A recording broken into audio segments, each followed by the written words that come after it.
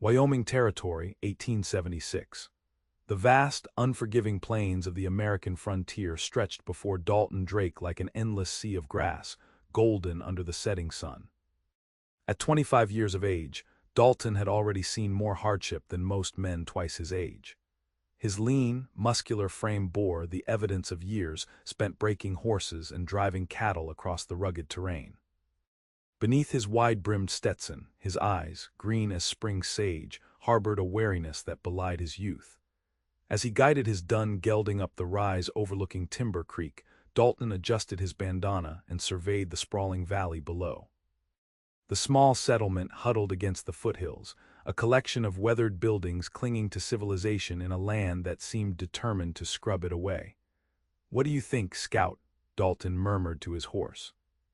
"Just passing through, like always." The horse nickered softly in response, and Dalton patted his neck. That was the cowboy way, never staying long enough to put down roots to form attachments. The frontier was no place for lasting connections. Everyone he had ever cared about had either died or abandoned him to the cruel whims of the West. His mother to typhoid when he was 12, his father to a bullet during a cattle rustling 2 years later, leaving Dalton to fend for himself in a world that showed no mercy to the weak or sentimental. "The only person you can count on is yourself," he reminded himself, repeating the mantra that had kept him alive these past 10 years. Trust is a luxury a cowboy can't afford. He nudged Scout forward, descending toward Timber Creek with the intention of restocking supplies, perhaps finding a warm meal and a game of cards before continuing north toward Montana Territory, where ranch work awaited. Just another town to pass through, another brief stop on the endless trail. Little did he know that Timber Creek would be different. That in this unlikely frontier outpost, his most deeply held beliefs about himself and the world would be challenged by a pair of determined blue eyes, and a woman who would make him question everything he thought he knew about survival in the wild frontier. The main street of Timber Creek was hardly impressive, a dusty thoroughfare lined with the usual establishments found in any frontier settlement. A general store, a saloon, a small hotel, and an assortment of other businesses catering to the needs of locals and travelers alike. Dalton dismounted outside the general store, tethering Scout to the hitching post with practiced ease. The bell above the door jangled as he entered, the familiar scents of leather, tobacco, and coffee beans filling his nostrils.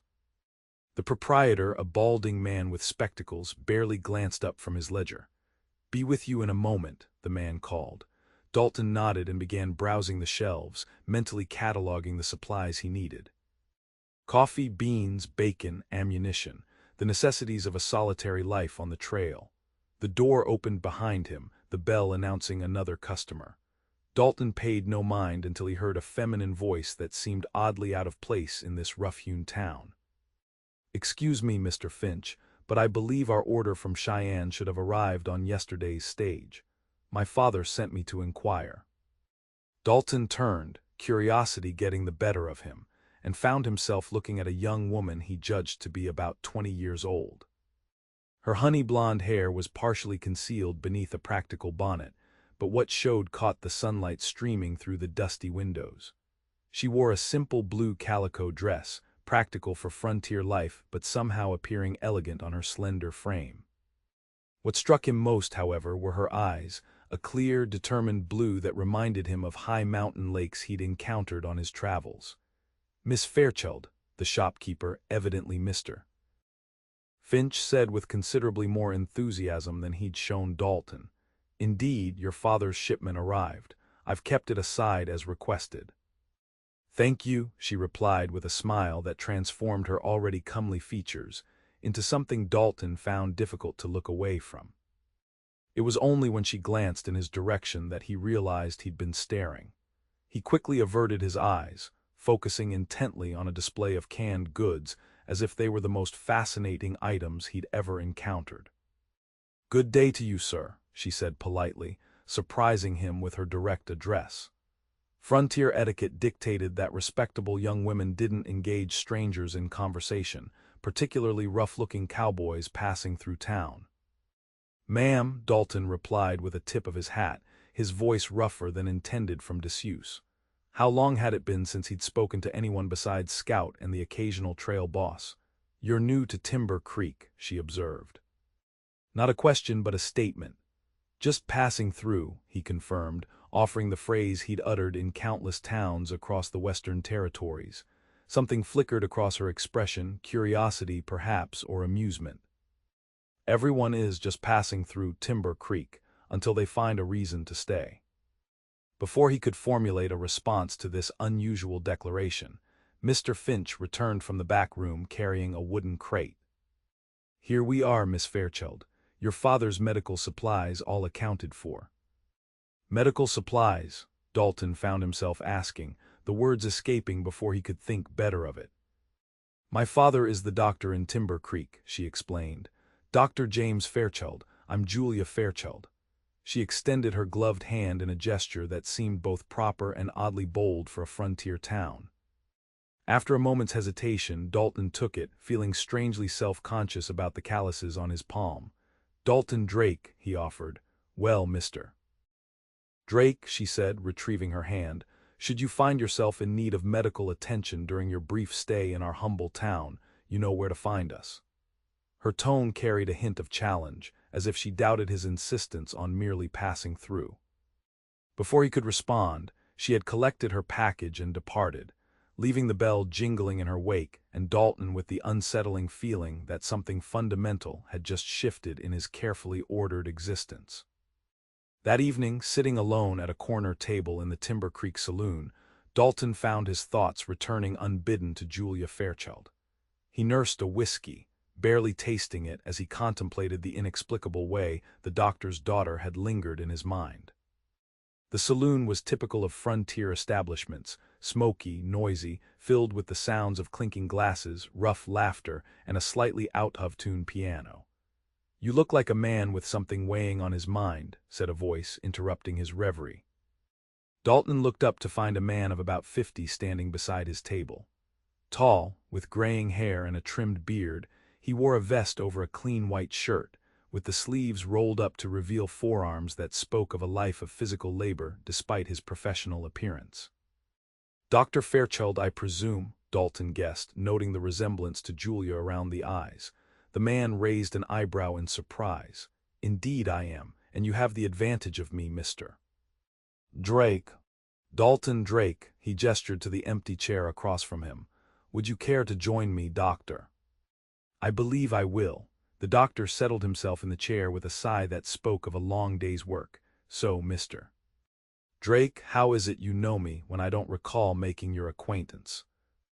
"I met your daughter at the general store earlier today," Dalton explained, feeling oddly like a young boy caught stealing apples rather than a grown man having a simple conversation. "Ah," Julia mentioned meeting a taciturn cowboy with the look of distant horizons in his eyes. Her words, not mine, Dr. Fairchild added with a chuckle. "My daughter has a rather poetic turn of phrase at times."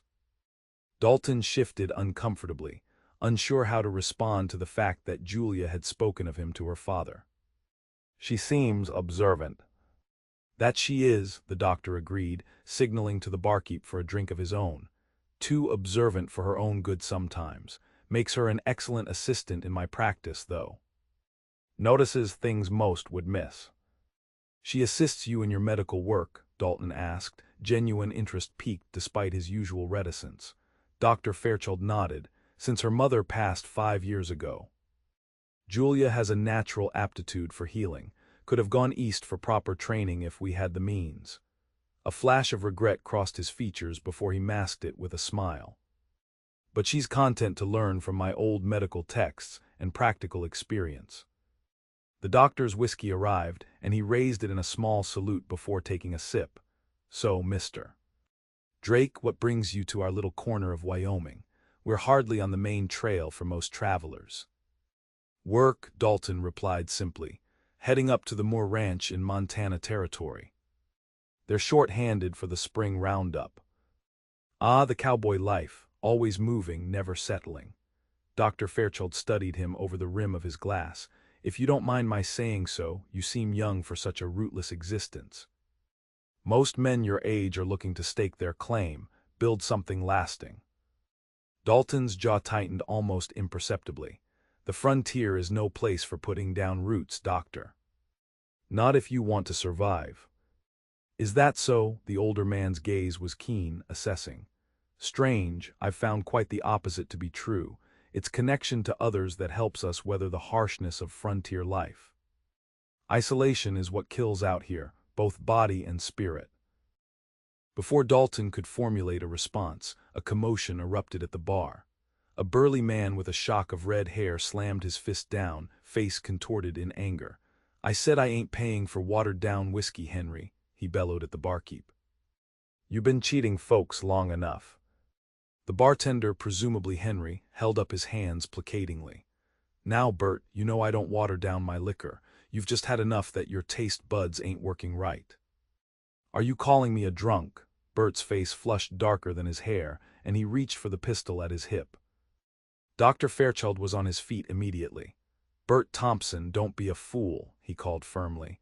"You shoot Henry, and who's going to pour your drinks? Besides, I'm not in the mood to dig another bullet out of anyone this week." The red-haired man hesitated, his bloodshot eyes swinging toward the doctor. For a tense moment, Dalton thought the man might redirect his anger their way. His own hand drifted closer to his holstered Colt, ready to defend if necessary. But something in the doctor's steady gaze seemed to penetrate the man's alcohol-fueled rage.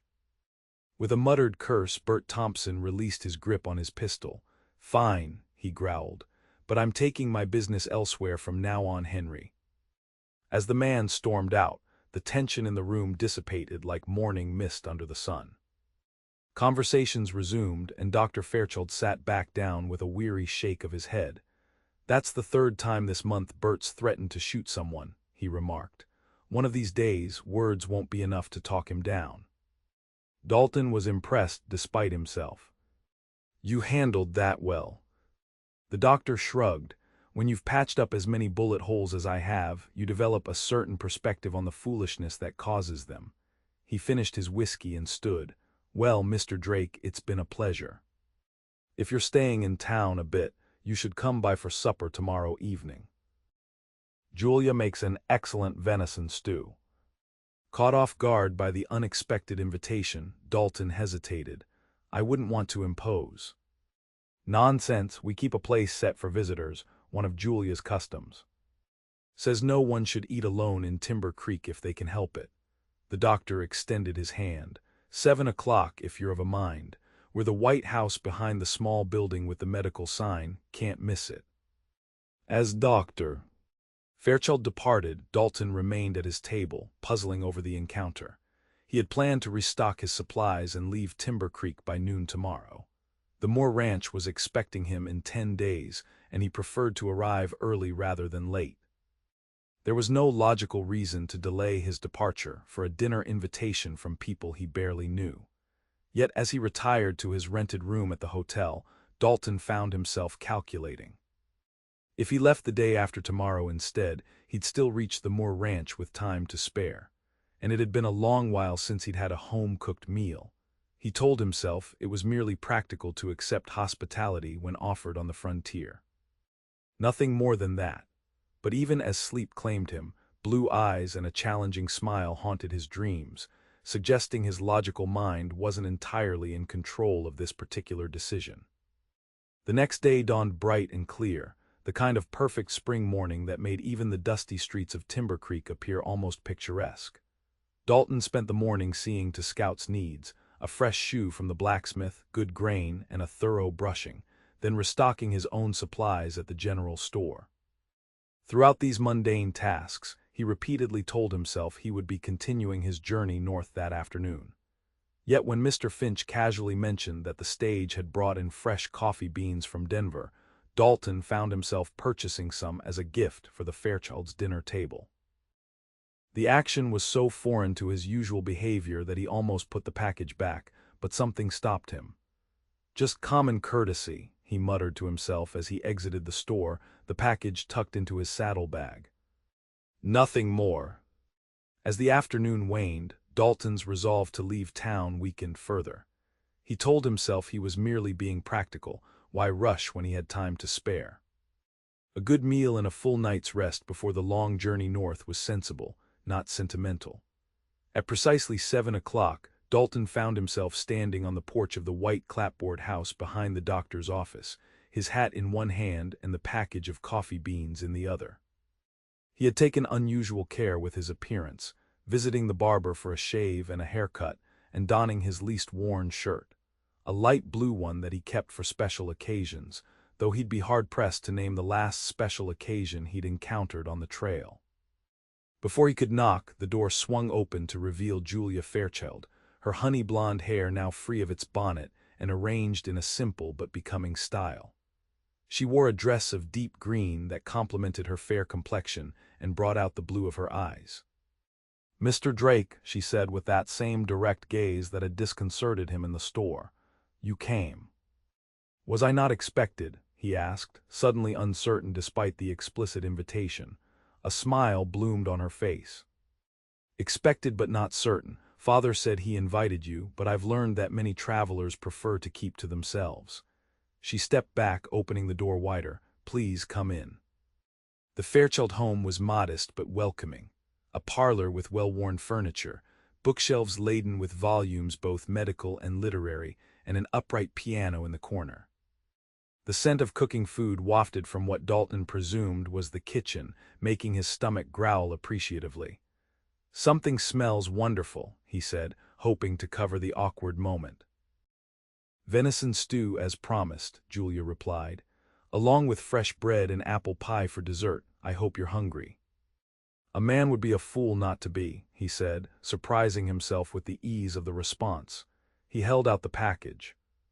"I brought coffee beans, fresh from Denver on yesterday's stage, according to Mr. Finch." Julia accepted the gift with evident pleasure. "How thoughtful, Father will be delighted.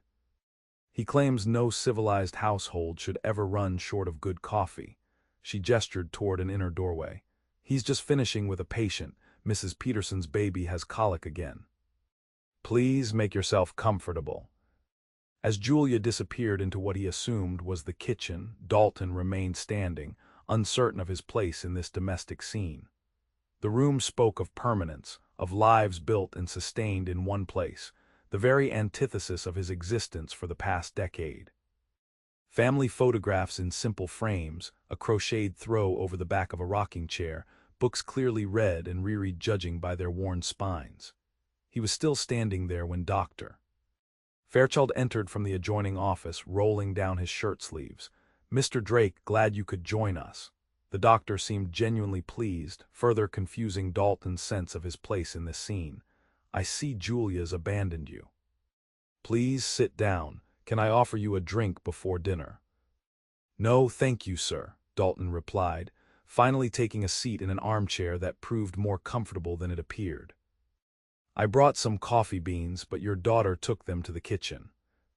"Excellent, our supply was running dangerously low."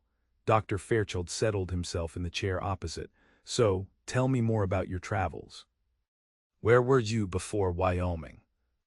The simple question opened a floodgate of conversation that surprised Dalton with its ease.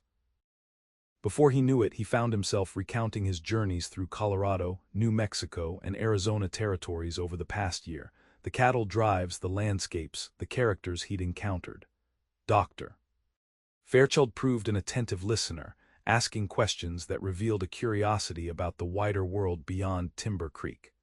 When Julia announced that dinner was ready, Dalton realized with a start that he'd been talking for nearly half an hour, more words than he'd spoken to anyone in months. The dining room was as modest and welcoming as the parlor, with a table set for three and a kerosene lamp casting a warm glow over the proceedings. The promised venison stew was indeed excellent, rich with vegetables and herbs that suggested a well-tended kitchen garden.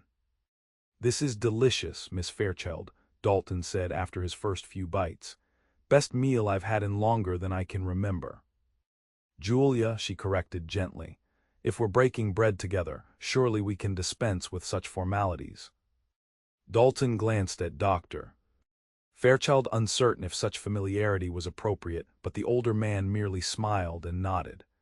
"Julia," Dalton repeated, the name feeling strangely significant on his tongue. And please call me Dalton." "So Dalton," Julia said, serving him another helping of stew without waiting for him to request it. "Father tells me you're bound for Montana Territory." "The Moore Ranch," he confirmed. "For the spring roundup." "And after that, where does the trail lead next?" The question was innocent enough, but something in her tone suggested deeper currents. Dalton found himself answering with unusual candor. "Wherever there's work, I suppose. That's the cowboy way, follow the seasons, follow the herds." "But surely you must think of settling somewhere eventually," she pressed. "A place of your own, perhaps." Dr. Fairchild gave his daughter a warning look. "Julia, our guest might prefer not to have his life choices examined over dinner." "It's all right," Dalton said, surprising himself again.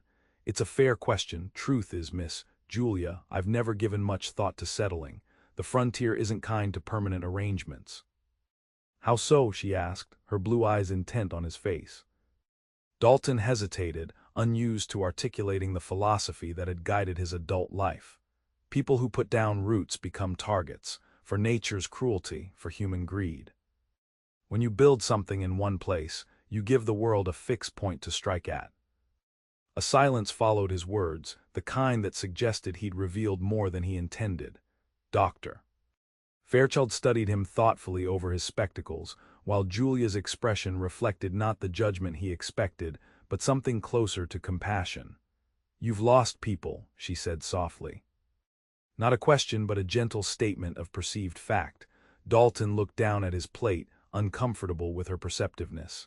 "Everyone loses people out here." "True enough," Dr. Fairchild interjected kindly. "But not everyone chooses solitude as a defense against further loss."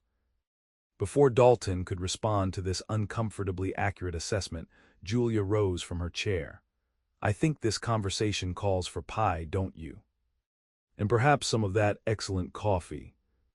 As she disappeared into the kitchen, Dr. Fairchild leaned forward. "My daughter means no harm with her questions. She has a healer's instinct to probe the source of pain." "There's no pain to probe, doctor," Dalton replied, more sharply than he intended. Then, softening his tone, "I've simply learned to be practical about frontier life." Dr. Fairchild's smile held a hint of skepticism. "If you say so, son, but in my experience, a man doesn't reject the possibility of home and family out of mere practicality. There's usually a deeper wound driving such decisions." Julia's return with the promised pie forestalled any response Dalton might have made. The conversation shifted to lighter topics: local Timber Creek news, stories of Dr. Fairchild's more unusual patients, Julia's attempts to establish a proper school in the settlement. By the time the evening drew to a close, Dalton found himself more relaxed than he had been in years, laughing at the doctor's anecdotes and engaging with Julia's questions about the territories he'd traveled. It was a dangerous feeling, this comfort. It whispered of possibilities he had long since convinced himself were not for him. As he bid the Fairchilds good night, Julia walked him to the door while her father remained clearing the table. "Thank you for coming," she said, standing in the doorway. The lamplight behind her illuminated her honey-blonde hair like a halo. "It's been a while since we've had such interesting company." "I should be thanking you," Dalton replied, hat in hand. It was the finest meal and company a traveler could hope for. A slight hesitation, then. "When do you leave for Montana?" "Tomorrow," he said, the word feeling strangely final in his mouth. "Got to make tracks if I want to reach the Moore Ranch on time." Julia nodded, something like disappointment flitting across her features before she masked it with a smile. "Well then, safe travels, Dalton Drake. Perhaps your wandering will bring you back through Timber Creek someday." "Perhaps," he echoed, though they both knew the likelihood was small. Cowboys rarely revisited the same remote settlements without purpose. As he walked back to the hotel through the quiet streets of Timber Creek, Dalton felt an unfamiliar heaviness in his chest. By rights, he should be eager to return to the open trail, to the solitude he had cultivated as both shield and comfort. Instead, he found himself glancing back at the warm glow of the Fairchild home, wondering what it might be like to have such a place to return to each evening. Dangerous thinking, he muttered to Scout when he checked on his horse in the livery stable. Best be on our way tomorrow before it takes deeper root. Yet as he lay in his hotel room that night, sleep proved elusive. The memory of blue eyes and challenging questions kept him awake far into the night, a development as unwelcome as it was unexpected for a man who prided himself on needing nothing and no one. Morning brought unexpected complications. As Dalton prepared to settle his bill at the hotel, a commotion in the street drew him to the window.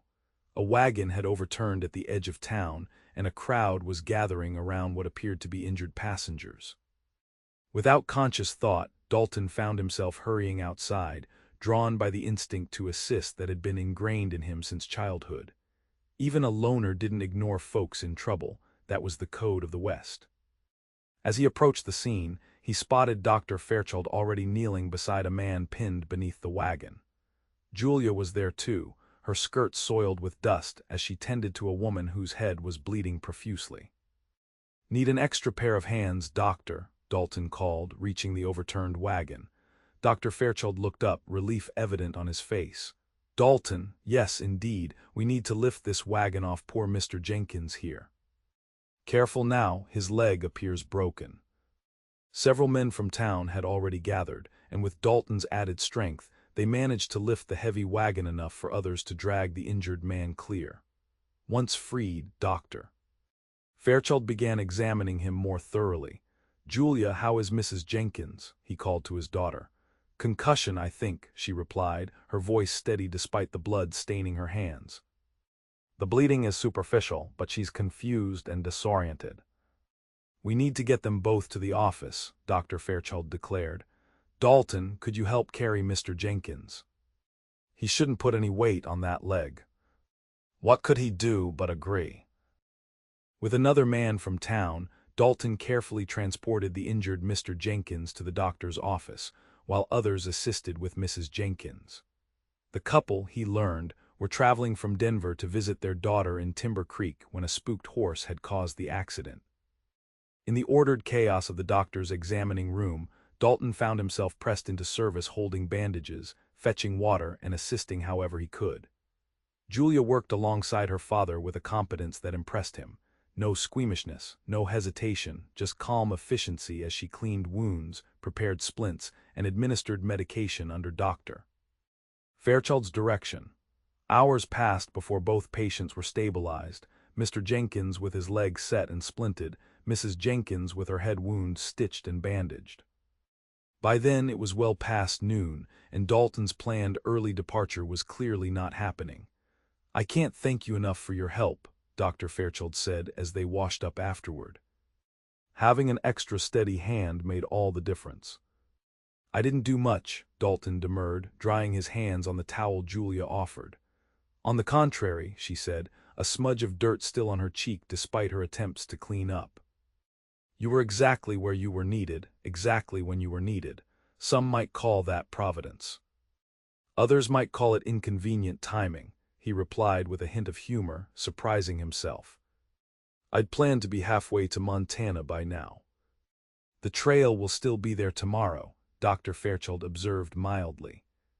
"And the Moore Ranch won't begrudge you a day spent saving lives instead of counting cattle." Dalton couldn't argue with that logic, though the delay made him uneasy for reasons that had nothing to do with his employment prospects, and everything to do with the young woman watching him with those perceptive blue eyes. "You should stay for lunch," Julia said, already moving toward the back of the building that connected to their home. "I can put something together quickly." "I couldn't impose," Dalton began.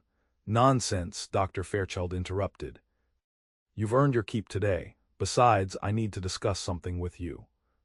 Curiosity piqued, Dalton followed the doctor into the Fairchild home, where Julia disappeared into the kitchen after extracting a promise that they would call her when ready to eat.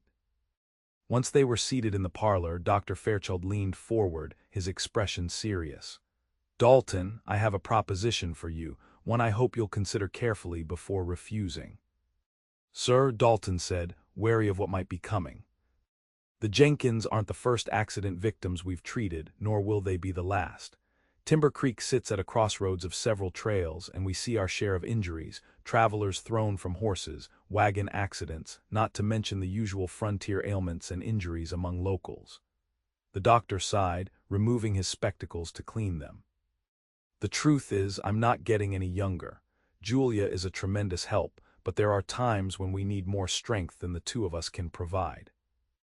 Dalton began to see where this was heading. You're looking for an assistant. Of sorts, Dr. Fairchild confirmed. Someone to help with the more physically demanding aspects of care, moving patients, emergency response, perhaps even learning some basic medical procedures. The town council has approved a small stipend for such a position.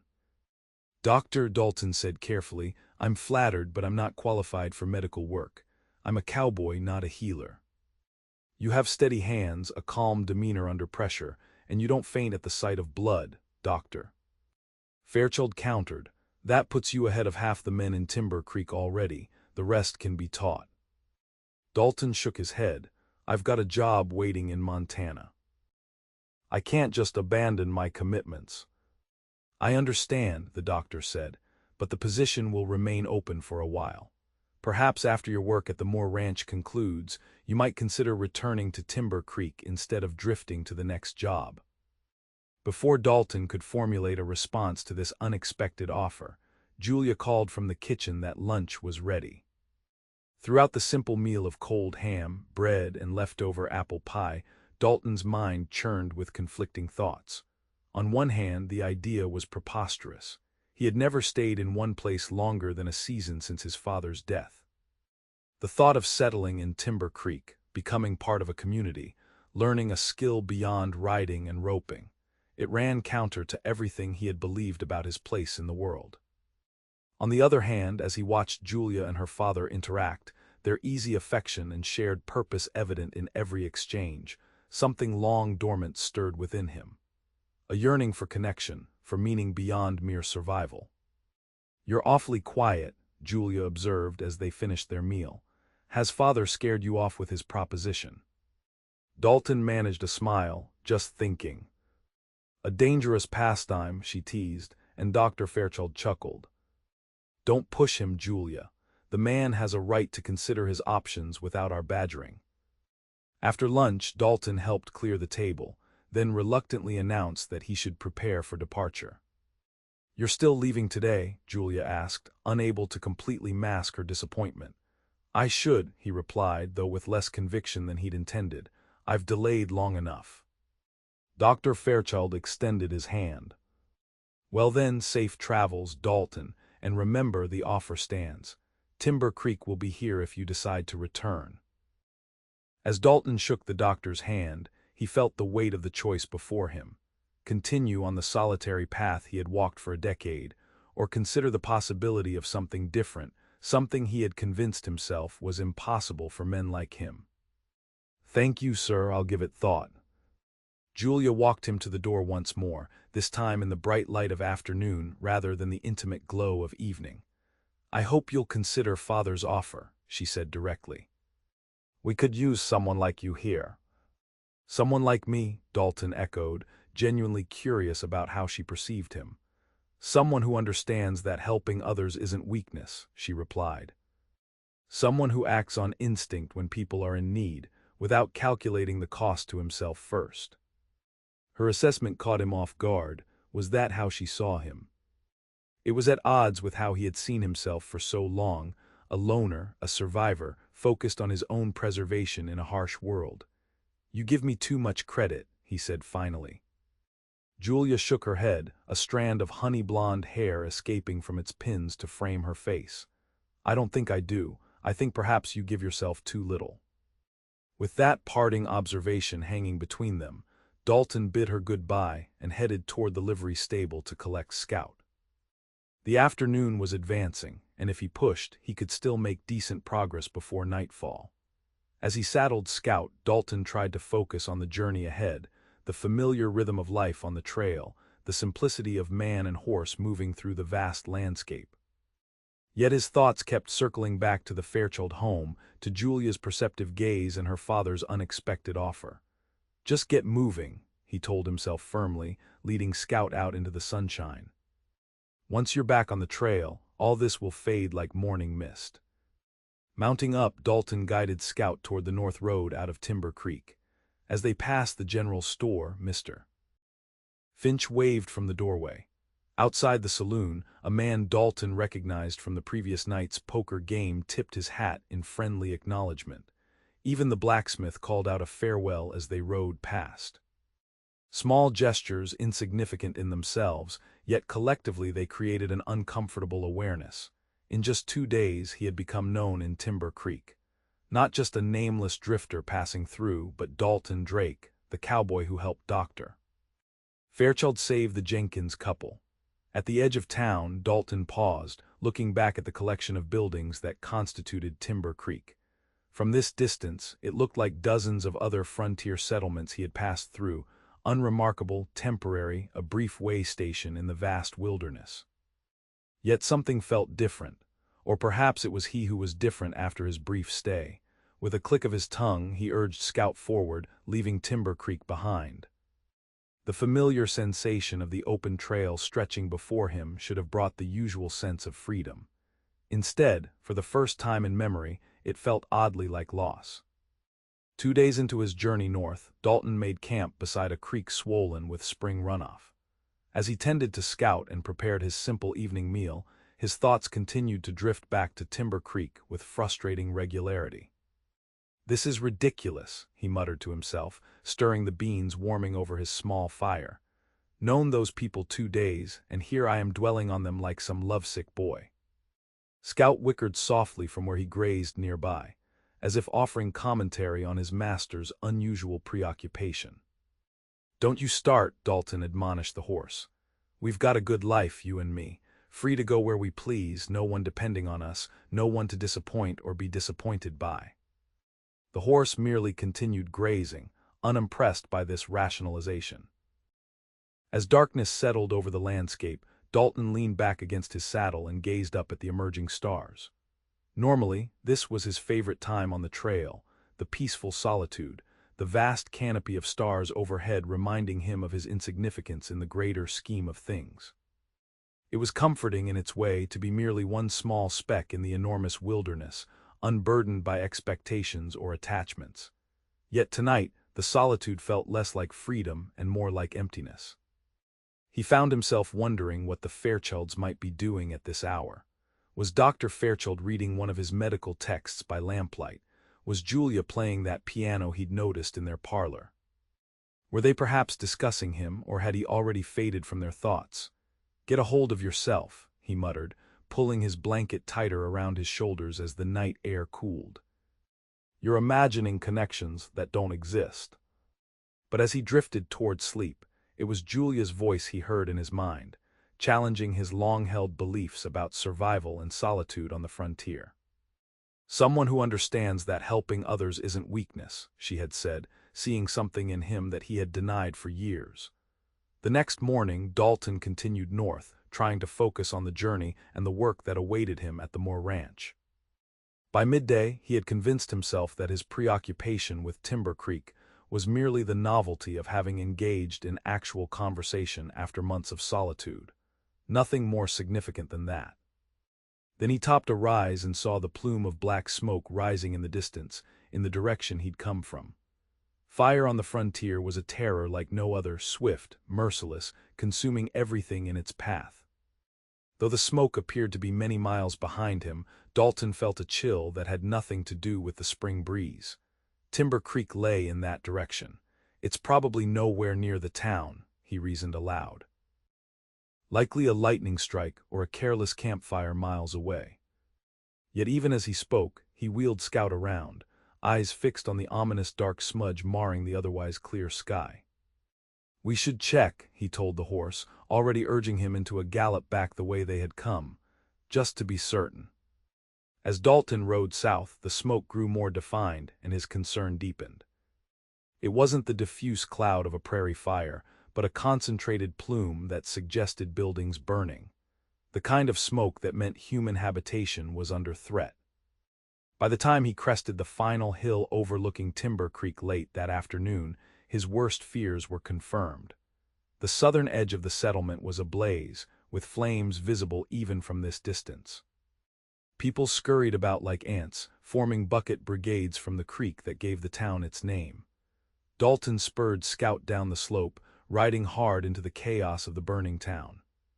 Smoke stung his eyes and filled his lungs as he reached the main street, where panicked residents and their livestock created a scene of near-biblical confusion. "Where's the doctor's place?" he shouted to a soot-streaked man who appeared to be organizing a bucket line. "North End," the man yelled back. "But they're trying to save the general store now. It's right in the path if the wind shifts." Dalton peered through the smoke and saw that indeed. A group was desperately wetting down the general store's wooden walls while buildings burned on either side. And among them, unmistakable even through the haze, was Julia Fairchild, passing buckets with the same efficiency she had shown in her father's surgery. Without hesitation, Dalton dismounted, secured Scout well away from the flames, and ran to join the bucket brigade. He slipped into place beside Julia, who registered his presence with a shock that momentarily froze her in place. "Dalton," she gasped, as if unsure he was real and not a smoke-induced hallucination. "Keep passing," he urged, taking a heavy bucket from her hands and passing it along the line. "Explanations later." For the next hours, as the sun set and the fire continued to rage, Dalton worked alongside the citizens of Timber Creek to contain the blaze. They managed to save the general store, but lost the saloon and 2 other businesses on the south side of the main street. Miraculously, the fire hadn't jumped to the residential areas, though several families had evacuated as a precaution. It was well past midnight when the last flames were finally extinguished, leaving smoking ruins where buildings had stood just that morning. Exhausted firefighters slumped wherever they could find space, faces blackened with soot, hands raw from the rough bucket handles. Dalton found Julia sitting on the steps of the general store, a blanket around her shoulders despite the lingering heat from the smoldering remains across the street. Her face was streaked with soot, her honey-blonde hair had escaped its pins to hang limply around her face, and her dress was soaked and filthy. Still, when she looked up at his approach, the blue of her eyes was startling in her smoke-darkened face. "You came back," she said, her voice hoarse from smoke and shouting. Dalton sat heavily beside her, his own exhaustion catching up with him now that the immediate danger had passed. Saw the smoke, couldn't just keep riding. Julia studied him in the flickering light of the lanterns that now illuminated the street. "Most would have." He shrugged, uncomfortable with the implication that his return was somehow extraordinary. "Where's your father?" "Treating burns at our place," she replied. "We turned the house into an infirmary. I was supposed to be getting more bandages from Mr. Finch's store when I got drafted into the bucket line." As if reminded of her errand, Julia started to rise, but swayed dangerously on her feet. Dalton caught her arm to steady her. "When did you last rest?" he asked, noting the dark circles beneath her eyes. "I don't remember," she admitted. "The fire started early this morning, not long after dawn. We've been fighting it all day." "You need sleep," he said firmly. "What I need are those bandages," she countered, though without much strength. "People are hurt." "I'll get the bandages. You rest here for a few minutes." Too exhausted to argue further, Julia sank back down onto the steps. Dalton located Mr. Finch inside the store and collected the needed medical supplies, then returned to find Julia with her head resting against the porch post, eyes closed. "Julia," he said gently, touching her shoulder. "I've got the bandages." She startled awake, looking momentarily confused before focusing on him. "Thank you, I should get back." "I'll walk with you," he said, offering his hand to help her up. They made their way through the darkened streets toward the Fairchild home, the smell of smoke permeating everything. Julia leaned against him more heavily with each step, her exhaustion evident. "How did the fire start?" Dalton asked, partly to keep her alert. "Chimney fire at the saloon," she replied wearily. "Bert Thompson passed out drunk with a log fire going." By the time anyone noticed the smoke, the roof was already ablaze. "Everyone get out safely." Julia's step faltered, Not everyone, Bert didn't make it, and old Mr. Phelps, who had the room above the saloon, he's missing, presumed. She trailed off, the toll of the day's events finally overwhelming her composure. Dalton instinctively put an arm around her shoulders, supporting more of her weight. I'm sorry. They walked the rest of the way in silence. The Fairchild home, when they reached it, was transformed into the makeshift hospital Julia had described. Every available surface held a patient, the dining table, the parlor sofa, even blankets spread on the floor. Doctor. Fairchild moved among them, his own exhaustion evident in his slowed movements, yet still attentive to each person's needs. He looked up as they entered, surprise registering briefly before professional concern took over. Julia, you're dead on your feet. And Dalton, I hardly expected to see you again so soon and under such circumstances. Brought your bandages, doctor, Dalton said, holding up the package from the general store. And your daughter. She nearly collapsed at Finch's. I did not, Julia protested weakly, but allowed herself to be guided to a chair. Dr. Fairchild took the bandages with a grateful nod. Thank you for both. He lowered his voice. She's been going since dawn without rest. Perhaps you could convince her to lie down for a few hours. I've got help from Mrs. Peterson now, and most of the serious cases are stabilized. I'll try, Dalton promised, though he suspected Julia would be a stubborn patient. His prediction proved accurate. Despite her obvious exhaustion, Julia insisted on checking each patient before allowing Dalton to escort her to her bedroom at the back of the house. I'll be just outside if you need anything, he told her at her door. Try to actually sleep, not just close your eyes and plan your next round of patient checks. That earned him a tired smile. You're getting to know me too well, Dalton Drake. As she disappeared into her room, Dalton returned to the main part of the house where Dr. Fairchild was finishing bandaging a young man's burned arm. She's resting, the doctor asked. Supposedly, Dalton replied, though I wouldn't put it past her to climb out a window if she thinks someone needs her. Dr. Fairchild chuckled wearily. You do understand her nature. He tied off the bandage and patted the young man's shoulder. That should do, Tommy. Change the dressing tomorrow and come see me if it starts to look red or feel hot. As the patient left, Dr. Fairchild sank into a chair, removing his spectacles to rub his eyes. I'm getting too old for days like this. Can I help with anything? Dalton offered, surveying the remaining patients. About half a dozen, all appearing to be resting comfortably. You already have, the doctor said, more than you know. He regarded Dalton thoughtfully. May I ask why you came back? You were well on your way to Montana. Dalton shifted uncomfortably under the direct question, saw the smoke. Seemed like the right thing to do. Most men would have convinced themselves it was none of their concern, Dr. Fairchild observed. Yet you turned around and rode straight into danger. Don't make more of it than it is, doctor, Dalton said, uncomfortable with the implied praise. On the contrary, I think perhaps you make less of it than it is. The doctor leaned forward. You know my offer still stands, particularly now with rebuilding ahead and injuries likely to continue as construction begins. Before Dalton could respond, a commotion at the front door interrupted them. Sheriff Thornton, whom Dalton had met briefly during the firefighting efforts, burst in with a wild-eyed look. Doc, we found old Phelps, he exclaimed. He's alive, but in a bad way. Some of the men are bringing him now. Doctor. Fairchild was immediately on his feet, professional focus replacing his weariness. Where was he? In the creek of all places, the sheriff replied. Must have jumped from his window when the fire reached him. Broke his leg in the fall and crawled to the water. Found him half a mile downstream, clinging to a log. Even as the sheriff spoke, men appeared at the door carrying an elderly man on an improvised stretcher. Dalton helped clear space on the dining table, which Dr. Fairchild had been using as an examination area. Dalton, I need your help, the doctor said without preamble as they laid the injured man down. Hold him steady while I check his injuries. For the next hour, Dalton assisted as Dr. Fairchild assessed and treated Mr. Phelps's numerous injuries. The broken leg, burns on his back and arms, and the effects of prolonged exposure in the cold creek water.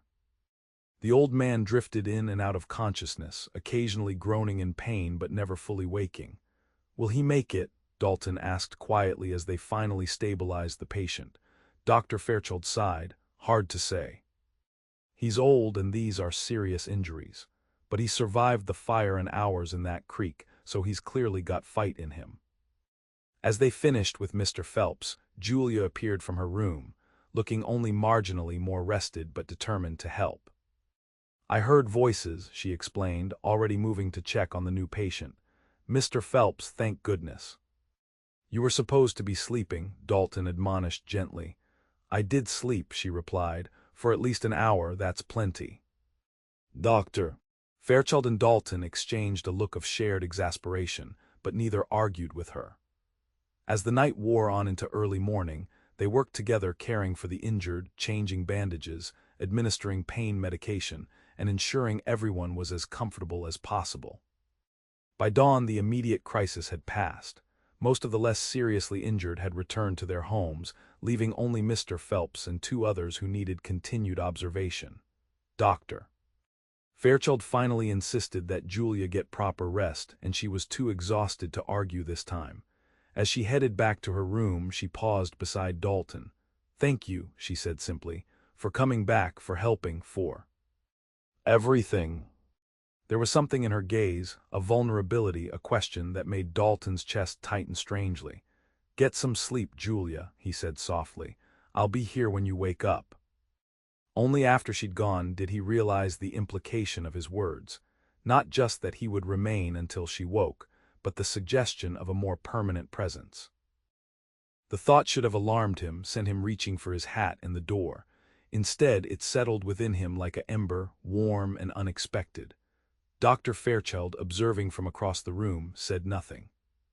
But the small smile on his tired face suggested he had missed nothing of the exchange. As the new day began in Timber Creek, with the smell of smoke still hanging in the air and the town coming to terms with its losses, Dalton found himself at a crossroads he had never anticipated. The path north to Montana still awaited, the familiar pattern of his solitary existence calling him back to what he knew. Yet here, in this small frontier town that had survived nature's fury through collective effort, another possibility had emerged. A life not defined by isolation and constant movement, but by connection and purpose. A life that included blue eyes that saw beyond his carefully constructed walls, and the chance to be something more than a drifter passing through the vast landscape of the American West. The choice before him was clear, even if the outcome remained uncertain. And for the first time in a decade, Dalton Drake allowed himself to consider a future that included more than just himself and his horse on the endless trail. 3 days after the fire, Timber Creek was showing the resilience typical of frontier settlements. Already, work had begun to clear the burned buildings and plan for reconstruction. The community had rallied, with those who still had homes taking in those who did not, and everyone contributing what they could to the recovery effort. Dalton had thrown himself into the work, helping with everything from salvage operations to temporary repairs on damaged structures. He told himself it was merely the decent thing to do before continuing his journey, a journey he had postponed but not abandoned. At least, that's what he claimed when asked. Yet each day the pull of the northward trail seemed to weaken, while the connections to Timber Creek, and particularly to the Fairchild household, strengthened. On this morning, Dalton was helping a group of men raise the frame for a temporary structure to replace the burned saloon. The owner, determined not to lose business during the rebuilding of his proper establishment, had decided that a large tent with wooden supports would suffice in the interim. "Lift on 3, called the foreman, a burly man named Harris who had taken charge of much of the recovery work. 1, 2, 3. Dalton strained alongside the others, lifting the heavy wooden frame into position. As they secured it, he wiped sweat from his brow and caught sight of Julia approaching with a wagon. She had been helping distribute food and supplies to the workers, organizing the town's women into an efficient support system, while her father continued treating those injured in the fire. "Water and sandwiches," she called, bringing the wagon to a halt near their work site. By order of the Timber Creek Ladies' Aid Society. The men needed no further encouragement, putting down their tools and approaching the wagon with grateful expressions. Dalton held back, watching as Julia handed out tin cups of water and wrapped sandwiches with a smile for each recipient. When most of the workers had been served, she finally caught his eye and lifted a sandwich in his direction. "You need to eat too, Mr. Drake. Can't rebuild a town on an empty stomach." He approached the wagon, accepting the offered food. "Wasn't aware I'd signed on for full reconstruction," he said with a slight smile. "Weren't you?" she replied, a challenge in her blue eyes. "And yet here you are 3 days later still putting Timber Creek back together." Before he could respond, Sheriff Thornton approached, removing his hat as he addressed Julia. "Miss Fairchild, how's your father holding up?" "Heard he was up all night with old Phelps again." "He finally got some rest this morning," Julia replied. "Mr. Phelps took a turn for the better around dawn." "Glad to hear it," the sheriff nodded to Dalton. "Drake, good work on that frame. You've got a knack for construction." "Just following Harris's instructions," Dalton demurred, uncomfortable with the praise and the implication that he was now part of the community effort rather than a temporary assistant. As the sheriff moved on, Julia studied Dalton with that perceptive gaze that seemed to see more than he intended to reveal. "You're still planning to leave, aren't you?" The directness of the question caught him off guard. "I have commitments in Montana," he said, the words sounding hollow even to his own ears. "Of course." She busied herself arranging the remaining sandwiches, her expression carefully neutral. "The Moore Ranch is expecting you." "I've already delayed nearly a week," he continued, feeling strangely defensive. "Should have been there by now." Julia looked up, her blue eyes meeting his with unexpected intensity. "What's really driving you north, Dalton? The promise of work or the fear of staying?" The question struck too close to truths he had been avoiding since his return to Timber Creek. Before he could formulate a response, Harris called from the partially constructed frame. "Drake, need your help with this crossbeam." "Coming," Dalton called back, almost grateful for the interruption. To Julia he said, "Thank you for the sandwich." She nodded, her expression softening slightly. "Father would like to speak with you when you have a moment. He'll be at home this afternoon." With that, she climbed back onto the wagon seat and flicked the reins, moving on to the next group of workers. Dalton watched her go, a confusion of emotions churning within him that had no place in the orderly existence he had maintained for years. Later that afternoon, having completed his work on the temporary saloon, Dalton made his way to the Fairchild home. The makeshift hospital of days earlier had largely returned to a normal household, with only Mr. Phelps remaining as a patient in what had been the dining room. Dr. Fairchild greeted him warmly, looking more rested than he had since the fire. "Dalton, good of you to come. Julia mentioned she'd seen you at the reconstruction site." "Yes, sir, we've got the temporary saloon nearly framed. Should have a roof on it by tomorrow if the weather holds." "Excellent progress," the doctor gestured toward his study. "Join me for a moment, I have something I'd like to discuss." In the small room lined with medical texts and personal mementos, Dr. Fairchild indicated a chair before settling behind his desk. From a drawer he withdrew an envelope. "The town council met this morning," he began. "In light of recent events, they've decided to act on my recommendation regarding a medical assistant position with greater urgency than I anticipated." Dalton shifted in his chair, already suspecting where this conversation was heading. "They've approved funding for a permanent position," Dr. Fairchild continued, sliding the envelope across the desk. "With housing provided above my surgery, a monthly stipend, and the opportunity for training that could lead to more advanced medical work in the future." Dr. Dalton began, but Dr.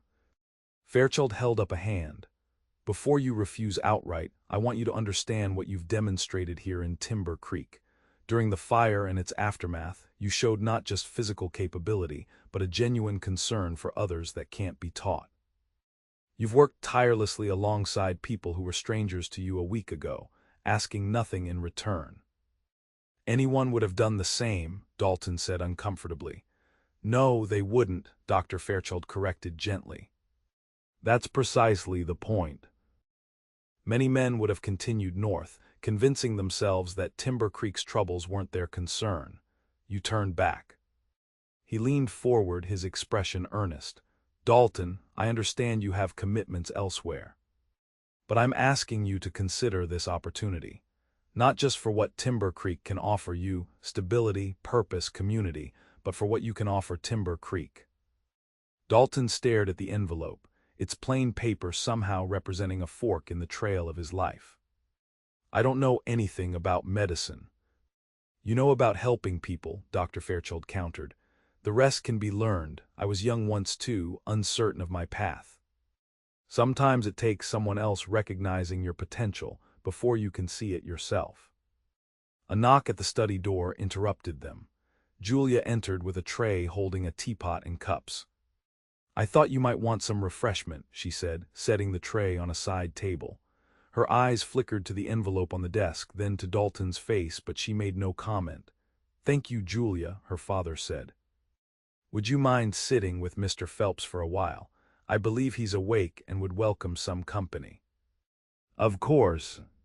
As she left, closing the door behind her, Dalton caught the subtle exchange of glances between father and daughter, a silent communication that spoke of shared hopes and concerns.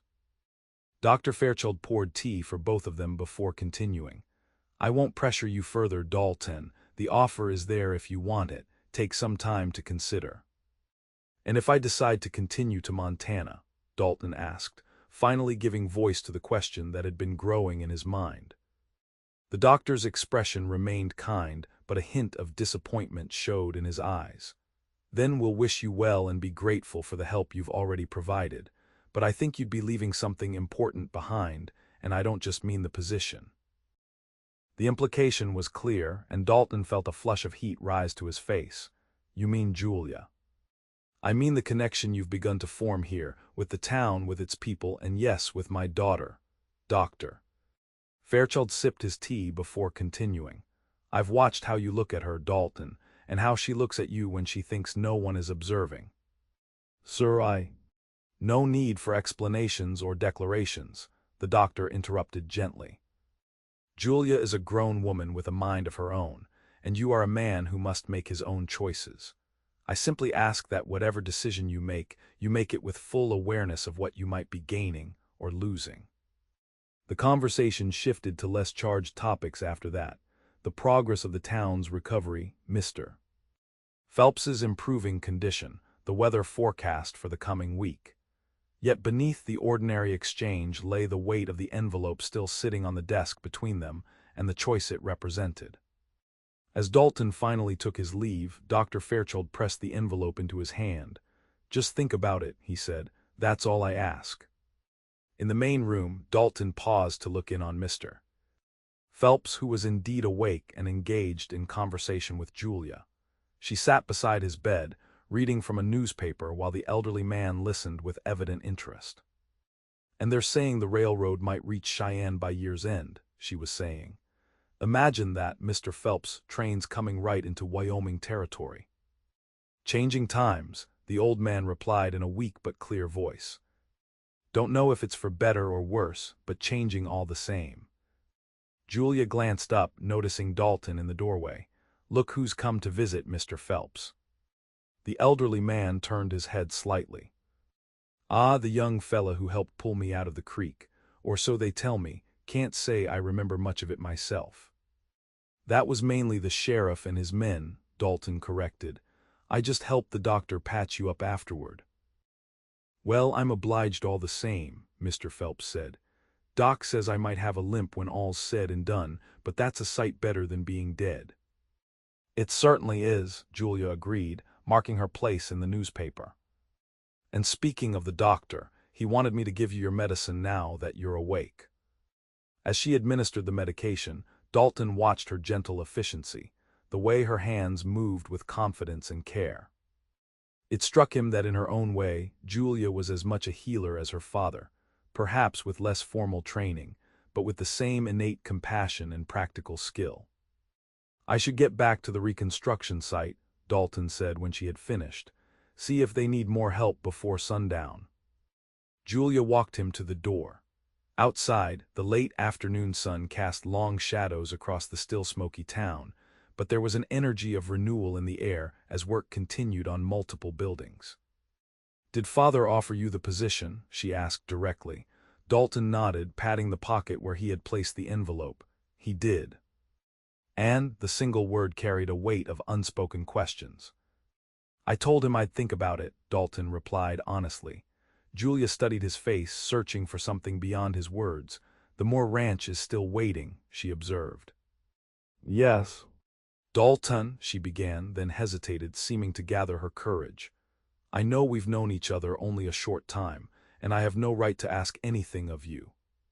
But—" "Julia," called a voice from down the street, interrupting whatever she had been about to say. Mrs. Peterson approached briskly, waving to attract their attention. "I've brought those blankets you requested for Mr. Phelps." The moment broken, Julia stepped back, composing her features into a smile for the approaching woman. "Thank you, Mrs. Peterson. You're very kind." Dalton tipped his hat to both women. "Ladies, if you'll excuse me." As he walked away, he felt Julia's gaze following him, and with it the weight of words unspoken between them. Words that might have changed everything, had they found voice before the interruption. That night in his room at the hotel, one of the few buildings entirely spared by the fire, Dalton finally opened the envelope Dr. Fairchild had given him. Inside was a formal letter from the Timber Creek Town Council, outlining the position, its responsibilities, and the compensation offered. It was more generous than he had expected, reflecting both the town's need and perhaps Dr. Fairchild's influence in securing proper funding. Also in the envelope was a smaller note in the doctor's own hand. "Dalton, beyond the official offer from the council, I want to add a personal note. In my years of practice, I've learned to recognize those with a natural aptitude for healing work. You have such a gift, whether you realize it or not. More than that, you have found a place in our community in a remarkably short time. People speak highly of your efforts during and after the fire. You've earned respect here that would take years to build elsewhere. Whatever you decide, know that you have made a difference in Timber Creek and in the lives of those who have come to care for you here. With respect and hope. James Fairchild, M.D." Dalton read the note twice, then set it aside and moved to the window overlooking the main street. Timber Creek at night was quiet now, most residents exhausted from the ongoing recovery work. A few lanterns glowed in windows, and the stars overhead seemed especially bright against the darkness. In his mind, two paths stretched before him: the familiar trail north to Montana and the temporary work at the Moore Ranch, followed by the next job and the next, continuing the pattern of his adult life. Or the unexpected fork in the road that led to a permanent position in Timber Creek, learning a new skill, becoming part of a community, and exploring whatever was developing between himself and Julia Fairchild. The choice should have been simple. For 10 years he had lived by the belief that attachment was dangerous, that putting down roots only gave fate a fixed target. The cowboy life, moving with the seasons, accountable to no one but himself, had been his protection against the pain of loss that had shaped his youth. Yet as he stood at the window of a hotel room, in a town he had never planned to visit for more than a night, Dalton found his long-held convictions wavering. The events of the past week had forced him to confront truths he had been avoiding. That his solitary existence, while safe, was also empty in ways he had refused to acknowledge. That the connections he had formed in Timber Creek, brief though they were, had awakened something long dormant within him, a yearning for belonging, for purpose beyond mere survival. And then there was Julia, her direct gaze, her quiet strength, her compassion that never crossed into pity. In her, he had found someone who seemed to see past the walls he had built, who challenged his assumptions about himself and the world without demanding that he change. "What am I doing?" he muttered to himself, running a hand through his hair in frustration. "Known the woman a week, and I'm contemplating upending my entire life." Yet even as he voiced the doubt, Dalton knew it wasn't just about Julia, though she was a significant part of the equation. It was about all that Timber Creek represented, the possibility of a different kind of life than the one he had resigned himself to after his parents' deaths. Sleep eluded him that night, his mind circling the decision before him without reaching a conclusion. By dawn he was no closer to certainty, but knew that the time for choice was upon him. The Moore Ranch wouldn't wait indefinitely, and neither, he suspected, would the town council's offer. As the first light of day crept into his room, Dalton made his way to the livery stable where Scout had been kept during his extended stay in Timber Creek. The gelding greeted him with a soft nicker, pushing his nose against Dalton's chest in a familiar gesture. "What do you think, old friend?" Dalton asked, stroking the horse's neck. "Montana or Timber Creek? The trail or a place to call home?" Scout merely gazed at him with liquid eyes, offering no opinion but a certain equine patience. Dalton sighed. "Not much help, are you?" After tending to Scout, Dalton made his way to the telegraph office, which had been spared by the fire. The operator, a thin man with spectacles similar to Dr. Fairchild's, looked up from his equipment. "Morning, Mr. Drake. Early business today." "Need to send a wire," Dalton confirmed, reaching for the pencil and paper provided for customers. For a long moment he stared at the blank sheet, the pencil hovering above it. The message he wrote now would set his course, either confirming his arrival at the Moore Ranch, delayed but still coming, or informing them that he would not be taking the position after all. Finally, with a decision crystallizing in his mind, he began to write. When he emerged from the telegraph office, the sun had fully risen over Timber Creek. The town was coming awake, with early risers already at work on the continuing reconstruction. Several people called greetings as he passed, using his name with the easy familiarity of neighbors rather than the cautious acknowledgement typically offered to drifters passing through. His path took him past the general store, where Mr. Finch was sweeping the boardwalk in front of his establishment. "Morning, Drake," the storekeeper called. "Heard you were instrumental in getting that temporary saloon framed yesterday. Town's lucky to have a man with your capabilities lending a hand during this trouble." "Happy to help," Dalton replied, the words coming more naturally than they would have a week earlier. He continued toward the Fairchild home, his stride purposeful now that his decision had been made. He found Dr. Fairchild on the porch, enjoying a cup of coffee as he reviewed what appeared to be medical notes. "Dalton," the doctor greeted him, setting aside his papers. "You're about early." "Wanted to catch you before your day got busy," Dalton explained, mounting the steps to join the older man on the porch. "Is Julia awake?" "She's seeing to Mr. Phelps's breakfast," Dr. Fairchild replied, his gaze sharpening with interest at the mention of his daughter. "Should I call her?" "In a moment. First, I wanted to give you this." Dalton reached into his pocket and withdrew the envelope containing the town council's offer. A shadow of disappointment crossed the doctor's features. "I see. Well, I appreciate your consideration of the position, even if—" "I accept," Dalton interrupted. Dr. Fairchild blinked in surprise. "I beg your pardon." "The position," Dalton clarified, "I'm accepting it. If the offer still stands." A slow smile spread across the doctor's face, crinkling the corners of his eyes. "It most certainly does." He extended his hand, which Dalton shook firmly. "May I ask what swayed your decision?" Dalton hesitated, organizing his thoughts. "I've been running from connection for 10 years, convinced that the frontier is too harsh for anything permanent.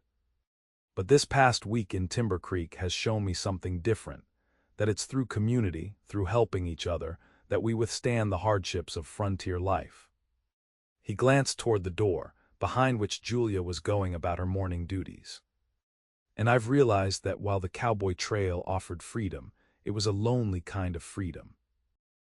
There's something to be said for having a place to belong, for building something that lasts." Dr. Fairchild nodded, understanding in his eyes. "And what of the Moore Ranch? They were expecting you, I believe."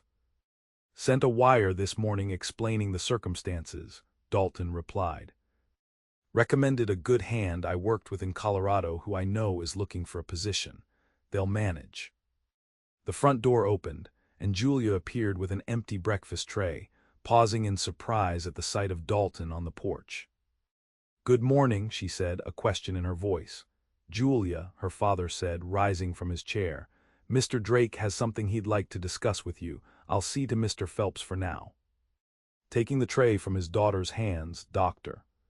Fairchild disappeared into the house, leaving Dalton and Julia alone on the porch. For a moment neither spoke, the morning air between them charged with unspoken possibilities. "You look like a man who's made a decision," Julia finally observed, her blue eyes steady on his face. "I have," Dalton confirmed.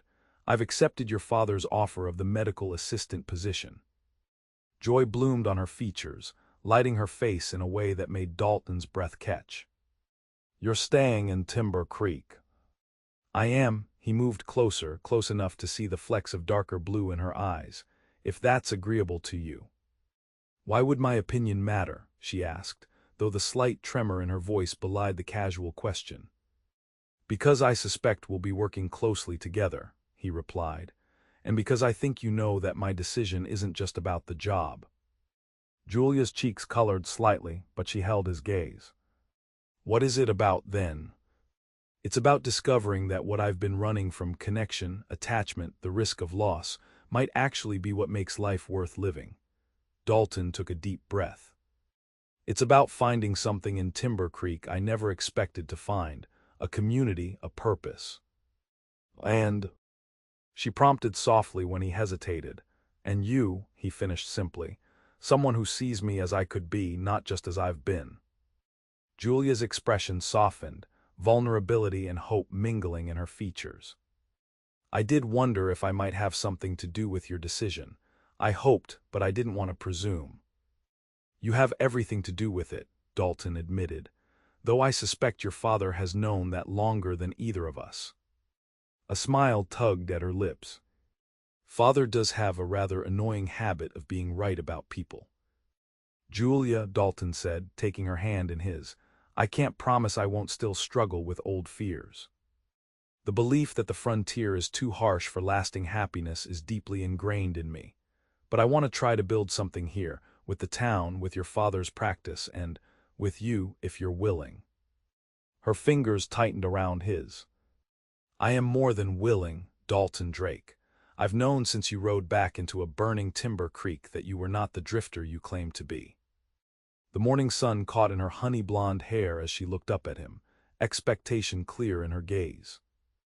Dalton hesitated only briefly before leaning down to press his lips to hers, a gentle first kiss that carried the promise of many more to come.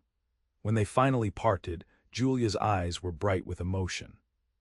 "Welcome home, Dalton," she whispered, and for the first time in 10 years that word home didn't fill him with dread or bitterness. Instead, it settled in his chest like a warm flame, illuminating possibilities he had long denied himself. "Home," he echoed, testing the word and finding it good. "I think I could get used to that." As they turned to enter the house together, Dalton cast one last glance at the main street of Timber Creek. The road north to Montana was still there, would always be there if he needed it. But for now, and perhaps for always, his trail had found its end in the unlikeliest of places. A frontier town touched by fire and renewal, and the blue eyes of a doctor's daughter who had seen in him what he had forgotten existed. The cowboy who believed the frontier was no place for lasting connection had found precisely that, a connection that promised to withstand whatever hardships the Wild West might bring their way.